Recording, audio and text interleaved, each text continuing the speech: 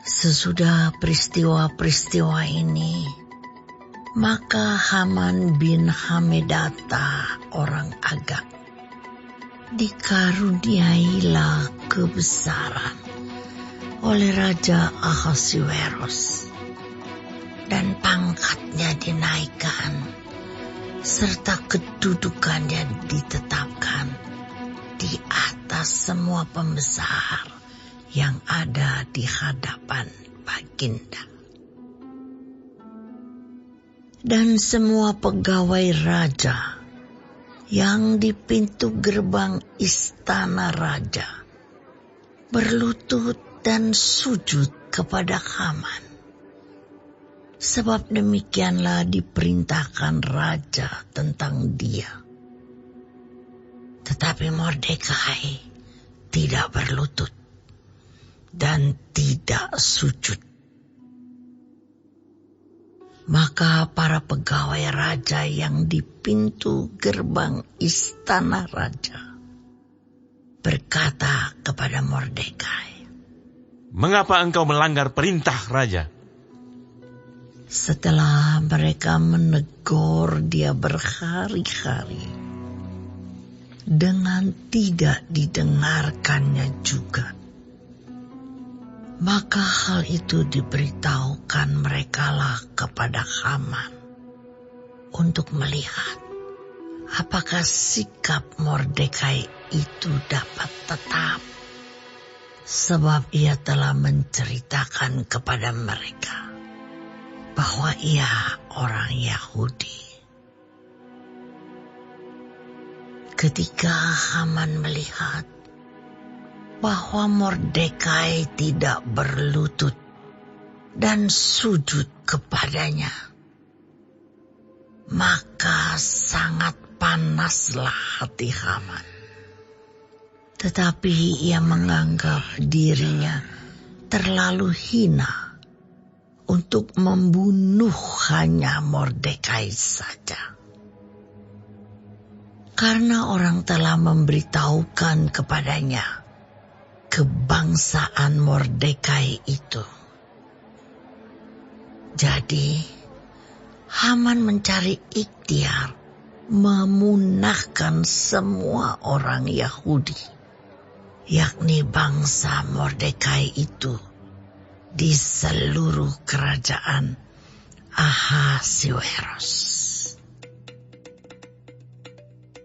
Dalam bulan pertama, yakni bulan Nisan, dalam tahun yang ke-12, zaman Raja Ahasuerus, orang membuang pur, yakni undi, di depan Haman, hari demi hari dan bulan demi bulan, sampai jatuh pada bulan yang ke-12,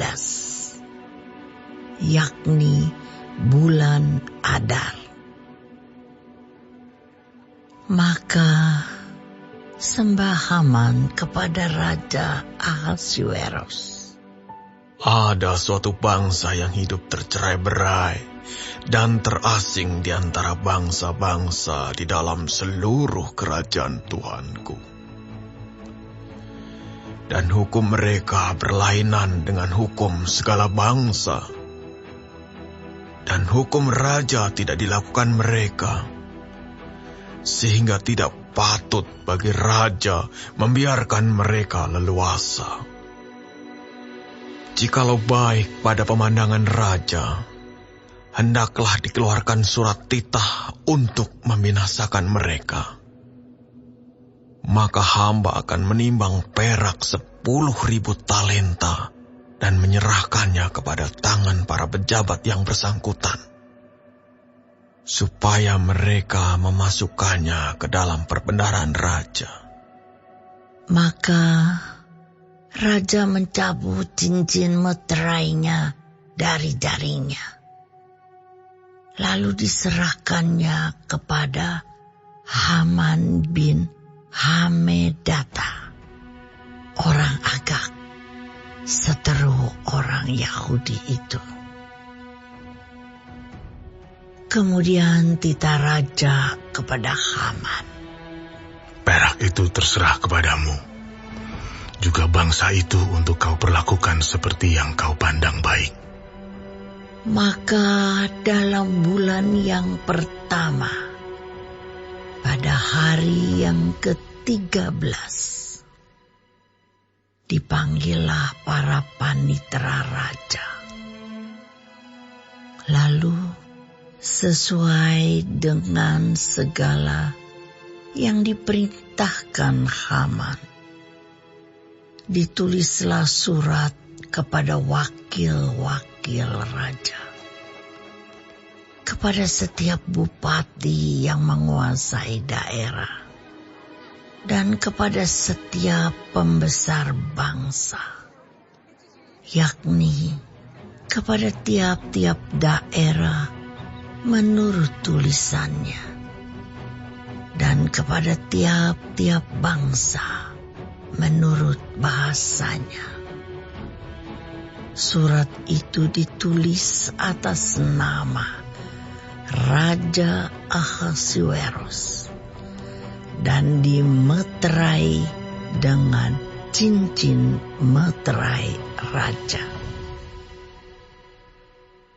Surat-surat itu dikirimkan dengan perantaraan pesuruh-pesuruh cepat ke segala daerah kerajaan, supaya dipunahkan, dibunuh, dan dibinasakan semua orang Yahudi, daripada yang muda sampai kepada yang tua, bahkan anak-anak dan perempuan-perempuan pada satu hari juga, pada tanggal 13 bulan yang ke-12, yakni bulan Adar, dan supaya dirampas harta milik mereka.